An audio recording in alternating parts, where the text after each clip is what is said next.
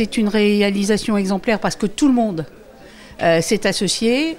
Après la volonté exprimée par la municipalité, la mairie a donné le terrain, l'État a assuré 40% des financements, la collectivité 20%, la communauté de communes a été là pour l'aspect d'accompagnement, technique. Il y a eu, je dirais, une coproduction pour arriver à produire des logements en accession à la propriété pour des jeunes avec des enfants et qui sont dans un endroit magnifique. Et je dirais, cette coproduction permet à des jeunes pas très fortunés d'avoir une vie extrêmement agréable. Et je dirais, au fond, c'est un programme social qui a été fait. Des actions que l'État va continuer à aider? Ah oui. Pour vous donner une idée de l'enveloppe qui a servi ici à aider, sur la partie nord de l'île, dans laquelle nous sommes aujourd'hui, c'est une enveloppe de 7 millions d'euros. Et annuelle, je précise bien. Et le préfet peut aider ainsi différents types de projets pour le développement du monde rural. Et c'est une enveloppe qui est en grande augmentation, puisque depuis 2015, cette enveloppe globale au niveau national a augmenté de 75%. Donc, quand parfois on entend certains élus crier urbi et orbi, si je puis dire, qui abaissent des dotations, ça n'est pas vrai, c'est faux.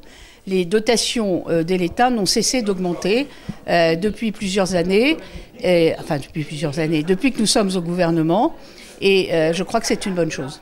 Aujourd'hui, on inaugure un hameau, 14 primo-accédants, donc pour nous c'est pas rien. Comme je vous disais tout à l'heure à table, jusqu'au mois de juillet, on était encore 220 sur la commune, aujourd'hui nous sommes 260, 40 personnes en plus, donc 14 enfants. Donc c'est un projet qui est né au mois de février 2016, lors d'une réunion publique que nous avons fait en mairie de Cattery, pour justement présenter un peu ce que pourrait être ce projet et comment on voudrait le faire. Qu'est-ce que ça représente aujourd'hui de faire cette inauguration en présence de la ministre? Mais déjà, je pense que, comme je l'ai dit dans le discours, beaucoup de fierté de voir 14 primo-accédants sur notre commune qui s'installent avec des enfants. Une grande fierté parce que, comme je le disais encore maintenant à la ministre, on a quand même mené ce dossier assez rapidement et pour une petite commune comme la nôtre, et le député me le disait aussi, on sait comment les dossiers se passent, c'est jamais simple. Donc là aujourd'hui, je pense que le tour de force, il était pour tout le monde.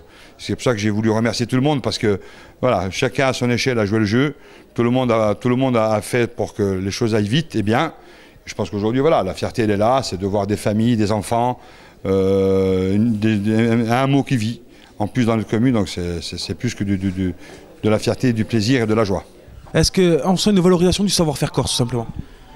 Moi, je pense que c'est une expérience qui est très positive, qui montre qu'on peut faire des choses. C'est important parce que il ne faut pas se contenter simplement de dire on va faire. Nous, là, sur 4, grâce donc à l'énergie du maire, qui est exceptionnelle, grâce à nous, grâce aux services, grâce à l'architecte des bâtiments de France, grâce à la DTM, grâce à la communauté de communes, grâce à la collectivité, on voit qu'on peut arriver à être concret. Parce que ce qui est important, en fait, c'est de trouver des solutions aux gens. Et l'accession à la propriété, c'est une solution importante qu'il faut apporter. On voit que sur 4, c'est possible. On a fait ça en moins de 2 ans, entre la conception du projet jusqu'à la réalisation. Donc c'est quelque chose de possible. On peut le faire dans d'autres communes. Il y a d'autres communes aujourd'hui qui nous ont déjà sollicité. C'est le cas de la mairie de Linguitzet et c'est le cas de la mairie de Loumio. Et on travaille activement sur ces 2 communes aujourd'hui pour réussir le même défi.